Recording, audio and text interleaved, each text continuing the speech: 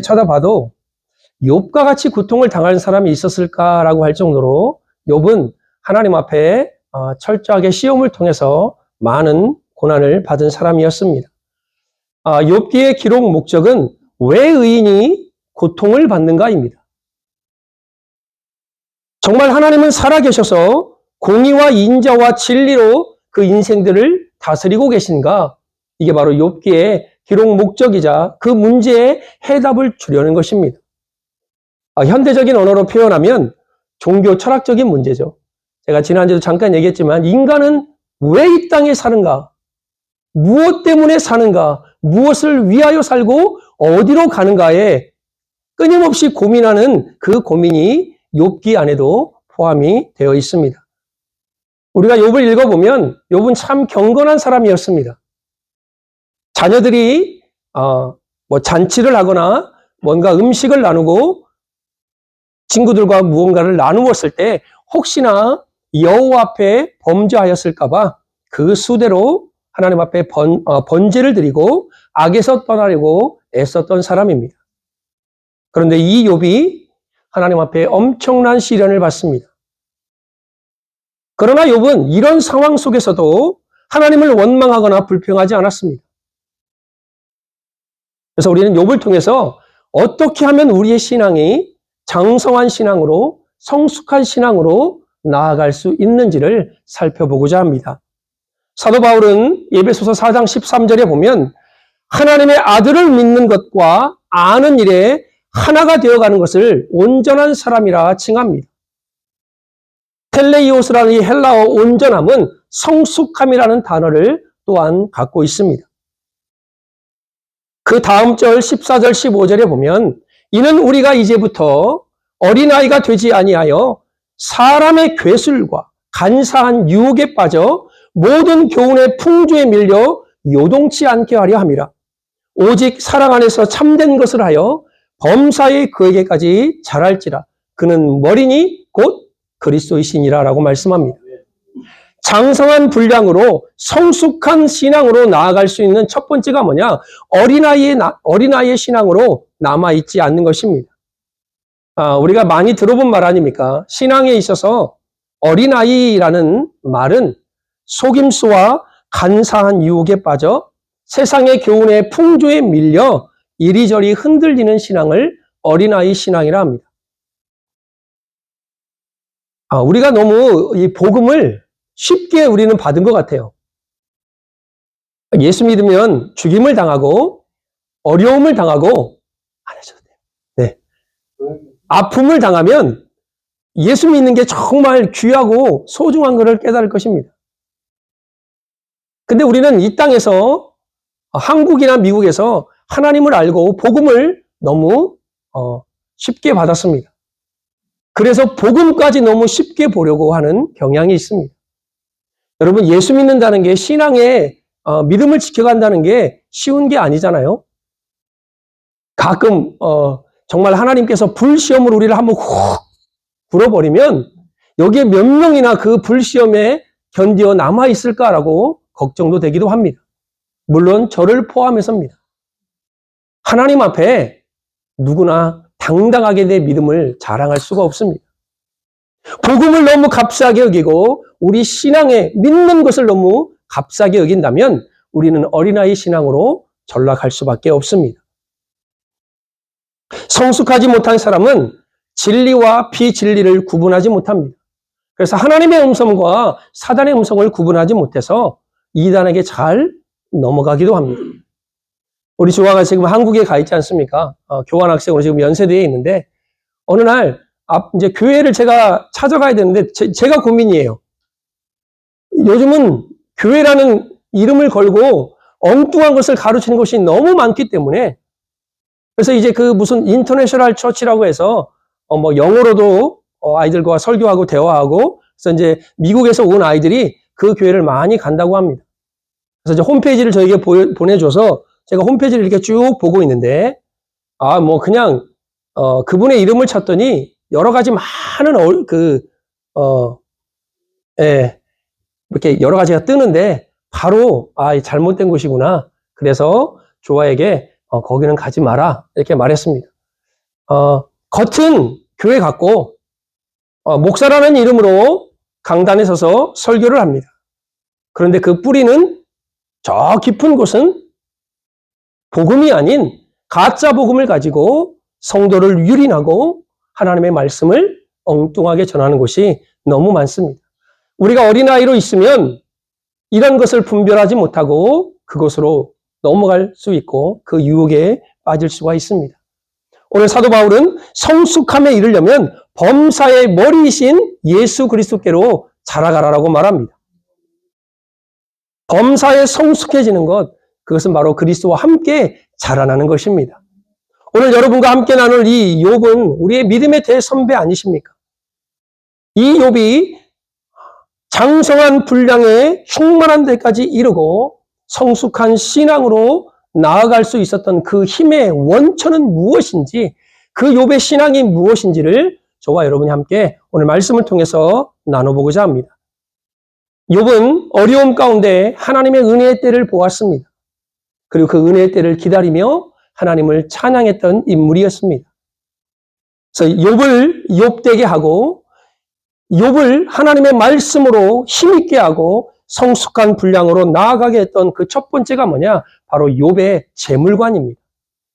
욥기 1장 21절에 보면 이르되 내가 모태에서 알몸으로 나와 싸운즉 또한 알몸이 그리로 돌아갈지라. 주신 이도 여호와시요 취하신 이도 여호와시니 여호와의 이름이 찬송을 받을지어다 말씀합니다. 여러분, 욥은 이 땅의 모든 것이 하나님의 것임을 선포하고 알았습니다. 우리가 이 땅에 알몸으로 오지 않습니까? 다시 알몸으로 돌아가는 게 우리 인생입니다. 욥은 우리에게 주신 분도 여호와시요 이것을 취하신 분도 여호와심을 알고 있었습니다. 내가 과거에 받았던 축복, 지금 이 현재의 고난, 그리고 앞으로 미래의 나를 인도하실 그 하나님의 주권 안에 있음을 욥은 믿음으로 고백했던 것입니다. 이 땅의 모든 아이들은 다 주먹을 쥐고 태어납니다. 오늘 피고 태어나는 일 있으면 좀 알려주세요. 이게 응애하고 태어나잖아요. 무언가를 다 가질 수 있다라고 생각할 줄 모르겠습니다. 그러나 갈 때는 하나도 가져가지 못합니다. 그런데 저는 감히 하나님 앞에 이렇게 말씀드리고 싶습니다. 우리가 이 땅의 것은 가져갈 수 없지만 여러분의 믿음, 여러분의 헌신한 그 열매, 우리의 감사와 우리의 찬양은 하나님께로 가져갈 수 있다라고 저는 생각합니다. 그래서 이 땅에서 여러분 마음껏 심어야 돼요. 하나님의 은혜 안에 거하서 하나님을 향해서 감사와 찬양이 끊이지 않아야 됩니다. 왜? 감사와 존귀와 영광을 그리로 가지고 들어간다라고 요한계시록에 말씀하고 있지 않습니까? 이 땅의 것은요, 하나도 가져갈 수가 없어요. 근데 우리는 이 땅의 것에 집착하지 않습니까? 욥은 성숙한 신앙으로, 장성한 신앙으로 그가 나아갈 수 있었던 첫 번째가 바로 그의 재물관이었습니다. 주신 이도 여호와시요 취하신 이도 여호와이시기 때문에 여호와의 이름이 찬송을 받을 것이다 라고 그는 고백하고 있습니다. 여러분, 우리 신약에도 예수님께서 물질에 대한 기준을 우리에게 정확하게 보여주십니다. 우리가 잘 아는 부자 청년과 그 두 렙돈을 들었던 과부의 비유를 우리 예수님이 들으십니다. 부자는 어렸을 때부터 계명을 다 지켰던 사람입니다. 그런데 예수님이 너의 가진 것을 다 팔아 내 현재 없어질 그 물질을 가지고 없어지지 아니할 영원한 것을 너가 취할 수 있다라고 예수님이 가르쳐 주는데 그는 그 물질 때문에 근심하며 돌아갔습니다. 과부의 두 렙돈, 그 가난한 중에 이 헬라어 히스테레마는요, 모자람, 결핍이라는 단어를 갖고 있습니다. 모자라고 결핍된 그 와중에도 그 여인은 자기의 모든 것을 드렸습니다. 여러분, 요한복음 2장에 보면 가나의 혼인잔치가 나옵니다. 거기에 예수님께서 그 혼인잔치에 참여했는데 포도주가 모자랐다라고 성경은 기록하고 있어요. 근데 잘 보면요, 우리 인생이 때로는 모자라고 부족한 인생을 살아가요. 그런데 성경은 우리에게 무엇을 가르쳐주고 있냐? 너의 인생이 모자라니? 맞아요, 모자라요. 너의 인생이 결핍하니? 네, 결핍해요. 너의 인생이 뭔가 부족하니? 네, 부족해요, 예수님. 그러나 요한복음 2장에서 우리에게 가르쳐준 건 뭐냐면 부족함도 모자람도 결핍함도 예수님이 그 자리에 함께 하시면 그 모자람이 넘침의 축복으로 바뀐다는 것입니다. 이게 하나님이 우리에게 주신 재물관이에요. 욥이 발견했던 재물관입니다. 나에게 주신 분도 여호와요. 이것을 가져가신 분도 여호와이시기 때문에 내가 여호와의 이름을 찬송하겠다라고 그는 고백하고 있습니다. 얼마를 남겼느냐가 아니라 우리의 믿음입니다. 예수님은 우리가 얼마를 드린 것 때문에 너가 이번에 헌금을 많이 드렸네. 네가 무언가를 위해서 헌신했네. 이게 아니라 우리의 마음을 보시는 겁니다. 우리의 믿음을 보시는 거예요. 5달란트, 2달란트, 1달란트 그들이 5개를 남겼던 2개를 남겼던 우리 예수님은 동일하게 말씀하시지 않습니까? 착하고 충성된 종아, 네가 작은 일에 충성하였으니까 이 기쁨에 주인의 기쁨에 참여하라고 말합니다. 무슨 말입니까? 얼마를 남겼느냐가 중요한 게 아니에요. 내가 마음을 다하여 나의 믿음을 들여 예수님이 명령하신 그 일을 감당했느냐 안 했느냐가 문제인 것입니다. 사람들은요, 눈에 보이는 수치로 평가할 때가 많습니다. 목사님, 제가 이번에 이렇게 했는데 이만큼 남겼습니다. 좋죠. 잘하셨어요. 그걸 가지고 뭐라고 하는 게 아니라 우리 하나님이 보실 때 여러분의 헌신, 여러분의 그 마음, 여러분이 갖고 있는 그 열정을 보시는 거지 내가 1명을, 내가 1개를, 내가 2개를 남긴 그것을 보시는 것이 아니라는 것입니다. 세상은요, 수치를 봐요. 너에게 몇 명 모이니? 너는 지금 어느 상황에 있니? 그러나 우리 하나님은 다윗을 향하여 말씀했던 것처럼 내 마음에 합한 자라고 말했던 것처럼 하나님은 우리의 마음을 보십니다. 계시록에 나온 빌라델비아 교회를 향해서 네가 작은 믿음을 가지고서도 내 말을 지키며 내 이름을 배반하지 아니하였다라고 말을 해요. 그래서 빌라델비아 교회를 향해서 기둥 같은 하나님의 은혜를 부어주시고 있습니다. 욥은요, 1장 21절 22절에 보면 이 모든 일에 욥이 범죄하지 아니하고 하나님을 향하여 원망하지 아니하니라 라고 말합니다. 왜 이런 말을 하냐면 욥의 부인이 등장을 합니다. 이 돌아가는 상황을 보니 자기 자녀 다 죽었고 재산 다 사라졌고 자기 남편 그 모습을 보니 온 몸에 병이 긁어서 기와장으로 몸을 벅벅 긁고 있는 모습을 보니까 이건 하나님이 살아계신 게 아니에요. 하나님이 살아계시다면 이럴 수 없다는 겁니다. 그래서 욥의 부인이 차라리 하나님을 욕하고 죽으라고 말합니다. 그때 욥이 이렇게 말합니다. 욥기 2장 10절의 말씀입니다. 그가 이르되 그대의 말이 한 어리석은 여자의 말 같다. 우리가 하나님께 복을 받았은즉 화도 받지 아니하겠느냐 하고 이 모든 일에 욥이 입술로 범죄하지 않았다라고 말합니다. 불어오는 고난의 회오리 바람 속에도 몰려오는 고통의 파도 속에서도 그는 하나님께 범죄하지 않았습니다. 하나님을 향하여 원망하지 않았습니다. 이 얼마나 멋진 분입니까? 요셉이, 다니엘이, 모르드게가, 엘리야가, 에스더가 어렵고 힘든 상황에서도 그들은 그들의 믿음을 지켰습니다. 억울한 옥살이에도 조소의 어인이 찍힌 줄도 알고도 하나님을 향하여 기도했습니다. 민족이 말살당하는 그 위기 속에서도 그는 죽으면 죽으리라는 신앙으로 하나님 앞에 나아갔습니다. 여러분 시편을 보십시오. 오늘 집사님 찬양한 게 시편인데 참 시편은 아름다워요. 그 또 곡으로 나온 것도 참 아름다워요. 다윗은 그 어렵고 그 힘든 상황 속에서 하나님을 찬양합니다. 어제 우리 새벽 예배 때 우리가 시편 12편을 보았습니다. 시편 12편에 그 첫 말이 뭐냐면 경건한 자가 끊어지고 충실한 자들이 인생 중에 없어지며 이웃에게 거짓을 말하고 아첨하는 입술과 두 마음으로 말하는 자들이 득세한다고 말합니다. 요즘 시대와 어찌 그렇게 똑같은지 모르겠습니다. 더 나아가 이 악인들이요 뭐라고 말하냐면 우리의 혀가 너희들을 이기리니 우리를 건들 자가 누구냐라고 비아냥거립니다.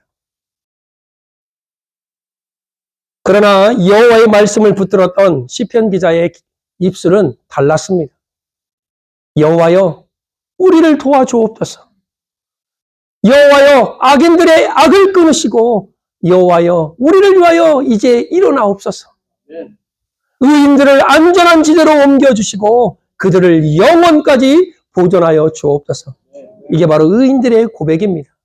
여러분, 언어는요, 참 잘 사용해야 돼요. 말을 어떻게 쓰느냐에 따라서 인간관계에서 성공하기도 하고 실패하기도 합니다. 남을 헐뜯고 남을 깎아내리고 툭 하면 기운 빼는 말을 하고, 그 있잖아요. 어느 사람 만나면 막 으쌰으쌰 하는데 그거 되겠어? 그냥 갑자기 찬바람을 그냥 샥. 부정적인 말만 일삼는 사람 주변에는요, 사람들이 모일 리가 없죠. 그리고 이런 사람 곁에는요, 가지도 마세요. 여러분, 기독교는 철저히 하나님의 말씀으로 이루어진 종교입니다. 하나님의 말씀으로 세상을 창조하였고, 그 말씀이 빛이 되었고, 그 말씀이 실자가 되었습니다. 그 말씀이 생명이 되어 우리 가운데 거하셨고, 지금도 그 말씀으로 이 땅을 통치하고 계십니다. 그래서 말씀으로 시작해서 말씀으로 이어지고 말씀으로 성취되는 것이 우리의 신앙입니다. 그래서 우리의 입술은요, 복된 언어를 사용해야 돼요. 참된 언어를 사용해야 돼요. 남을 살리는 언어를 사용해야 됩니다. 힘을 주는 언어를 사용해야 돼요.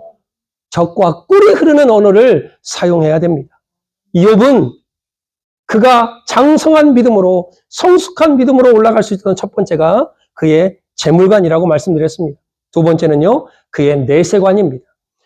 욥기 19장 25절 26절에 보면 내가 알기에는 나의 대속자가 살아계시니 그가 땅 위에 서실 것이라. 내 가죽이 벗김을 당한 뒤에도 내가 육체 밖에서 하나님을 보리라라고 말합니다.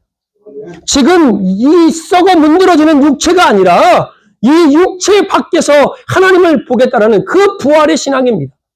이게 욥을 욥되게 했고 욥을 장성한 분량으로 성숙한 신앙인으로 세웠던 놀라운 그의 고백이었습니다. 여러분, 기독교는요, 십자가의 은혜가 있는 곳입니다. 기독교는 부활의 은혜가 있는 곳입니다. 십자가를 통한 구원과 부활을 통한 영원한 생명이 바로 우리 기독교의, 우리 신앙의 핵심인 것입니다. 엘리바스와 빌닷 그리고 소발, 얼마나 그 친구들이 정죄하고 비난합니까? 야, 네가 정말 결백하면 이런 고통이 너에게 안 왔을 거야. 인과응보죠. 네가 잘못을 했으니까 이런 결과를 얻을 거야.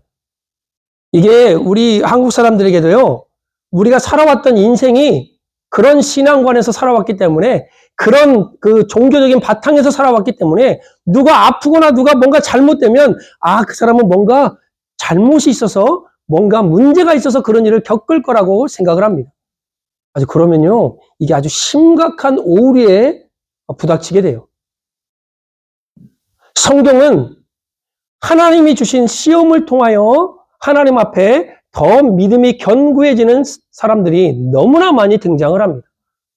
그럼 이스라엘 민족이 왜 전쟁으로 아수르의 바벨론에 끌려갑니까? 왜 믿음의 사람들이, 왜 제사장의 후손들이 낯선 땅에서, 그발 강가에서, 아니 저 바벨론 땅에서, 아수르 땅에서 그런 고통을 당해야 됩니까? 하나님의 계획을 이해하지 못하면 이 모든 것이 다 그들의 죄악 때문입니다. 물론 출발은 그들의 죄이지만 마지막은 하나님의 섭리가 그 안에 담겨져 있습니다. 욥 자신을 어리석게 보았습니다. 네가 잘못이 없으면 하나님이 너를 치료할 거라고 말을 합니다. 하나님이 너를 책망하는 것을 업신여기지 말라고 말합니다. 우리가 살아가는 세상 속에요, 들려오는 소리들입니다. 너가 잘못했어. 너가 문제니까. 너가 이래서 하나님 앞에 벌을 받는 거야. 제가 전에 설교했던 설교 중에 얘기했지 않습니까? 이 세상에서 들려오는 잡소리를 듣지 마세요. 야이로의 딸을 말씀드렸지 않습니까? 죽어가는 자기 딸을 살리려고 예수님을 모셔가는 그 도중에 사람들이 와서, 야, 네 딸 죽었어. 예수님을 더 이상 괴롭게 하지 마. 그 말은 무슨 말입니까? 이제 끝났다라는 거예요. 이제 할 수 없다라는 거예요. 예수님이 온다 할지라도. 이게 세상에서 들려오는 소리들입니다. 우리의 신앙을 좀먹고 우리의 신앙을 갉아먹고 우리의 믿음을 떨어뜨리는 말을 끊임없이 세상은 우리에게 들려줄 겁니다. 그러나 예수님의 소리를 들어야 돼요. 죽은 것이 아니라 잔다. 믿기만 해라. 너의 딸이 살아날 것이다. 달리다 그 아이를 일으킵니다. 예수님의 소리는요, 할 수 있다라는 소리입니다. 살리는 소리입니다. 너가 할 수 있고 너의 믿음을 통하여 하나님의 역사하실 수 있다라는 소리입니다. 어떤 소리를 듣겠습니까? 욥은 친구들의 소리를 듣고 듣다가 오늘 살아계신 하나님을 바라봅니다. 나의 대속자가 살아계시니 이 육신 밖에서 내가 하나님을 볼 것이다라고 그는 믿음으로 고백합니다. 상처가 나서 썩어 문드러지는 고통과 아픔을 겪으면서도 자신을 향해 하나님의 하시는 역사를 그는 보게 된 것입니다. 욥의 신앙에, 성숙한 신앙의 힘이 바로 이 부활의 신앙에 있었습니다. 마지막으로 그를 성숙함으로 이끌었던 힘의 원천 세 번째는 오늘 읽었던 본문입니다. 나의 가는 길을 오직 그가 아시나니 그가 나를 단련하신 후에는 내가 순금, 전에는 정금 같이 나아오리라 라고 말합니다. 하나님이 여러분의 가시는 길을 아십니다. 이 말은 나는 나의 길을 한 치 앞도 알 수 없습니다. 그러나 하나님은 알고 계신다는 거예요. 나는 나의 미래를 알 수 없지만 하나님은 나의 미래를 알고 있다는 의미입니다. 욥은 나에게 왜 이런 고통이 찾아왔을까? 나는 모른다. 그러나 하나님은 아신다. 나에게 왜 이런 비극이 찾아왔을까? 나는 지금 모르지만 우리 하나님은 알고 계신다. 나의 앞길은 내가 알 수 없지만 우리 하나님이 아시기에 그 길을 열어주실 뿐만 아니라 나를 회복시켜 주실 뿐만 아니라 나의 길을 그가 아시기 때문에 나를 단련하신 후에 내가 정금같이 나올 수 있다라고 그는 고백하고 있습니다. 우리 하나님은요, 우리 앉고 일어서심을 다 아십니다. 여러분이 가야 될 길을 그분께서는 알고 계십니다. 여러분이 어디에 있으며 지금 무슨 생각을 하며 무엇 때문에 염려하고 아파하는지를 우리 하나님은 다 알고 계십니다. 하나님, 내가 어디로 가야 됩니까?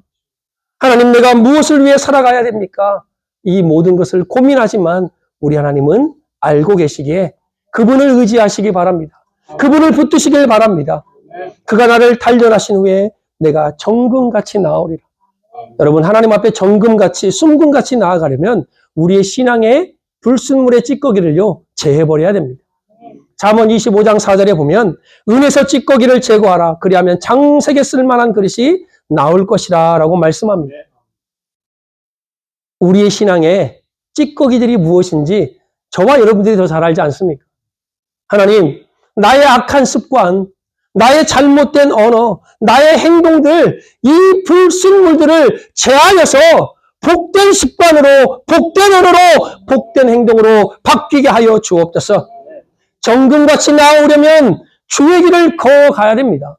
오늘 11절에 보면 내 발이 그의 걸음을 바로 따랐으며 내가 그의 길을 지켜 치우치지 아니하였고라고 말씀합니다. 하나님이 원하는 길로 가야죠. 하나님이 인정하는 길로 가야죠. 그래서 시편 1편은 딱 열자마자 복 있는 사람은 악인들의 길을 쫓지 않는다고 말하지 않습니까?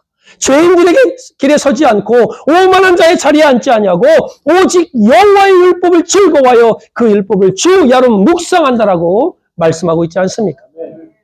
주의 길을 걸어가십시오. 그러면 하나님께서 여러분을 정금같이 나오게 하실 것입니다.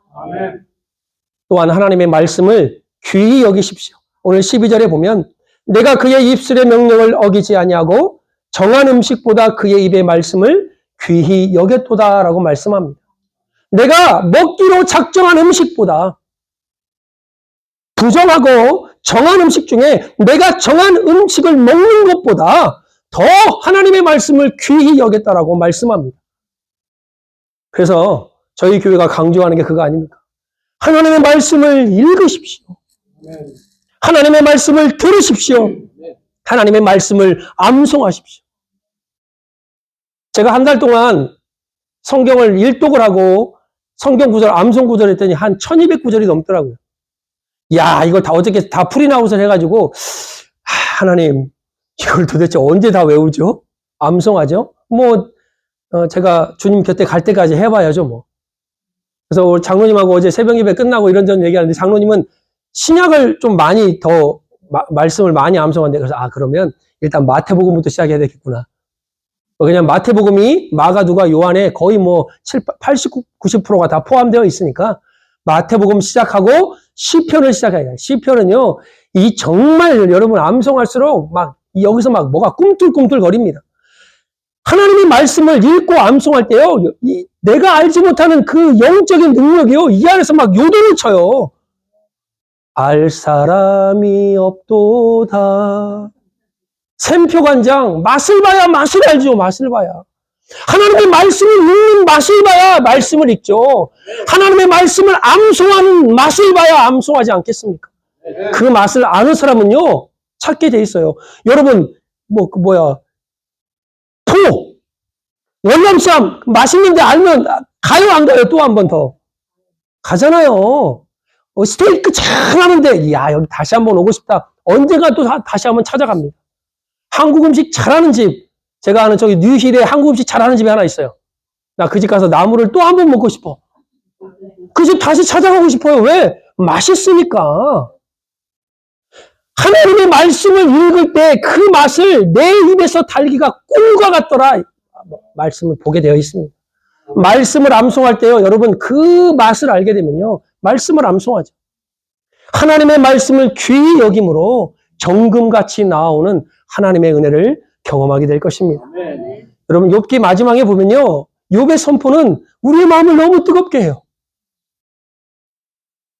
욥기 42장 5절에 보면 내가 주께 대하여 귀로만 듣기만 하였사오나 이제는 눈으로 주님을 배웁나이다 라고 선포합니다. 그런 은혜가 저와 여러분의 있기를 주의 이름으로 축복합니다. 욥기 42장 16절 17절에 욥의 결말입니다. 그 후에 욥이 140년을 살며 아들과 손자 4대를 보았고 욥이 늙어 나이가 차서 죽었더라. 자연사한 거예요. 몸이 아파서 죽은 게 아니라 그 질병으로 죽은 게 아니라 자기 자손의 4대를 보고 그 윗절에 가면 잃었던 아이들 재물을 다 갑절로 얻습니다. 흔들리지 않는 믿음으로 주신이도 주의 하신이도 여호와의 심을 고백하며 입술로 범죄하지 않았던 욥, 죽음 이후에 부활의 신앙으로 하나님의 길을 가며 하나님의 말씀을 귀히 여겼던 그가 정성한 분량으로 성숙한 신앙으로 세워졌던 욥의 신앙이었습니다. 이런 은혜가 저와 여러분에게 있길 간절히 바랍니다. 이 한 주간 욥처럼 입술을 지키시고 여러분의 믿음을 지키시고 순금같이 정금같이 나와 하나님께서 여러분과 함께 하시는 그 은혜가 있기를 우리 주 예수 그리스도의 이름으로 축복합니다. 기도하겠습니다.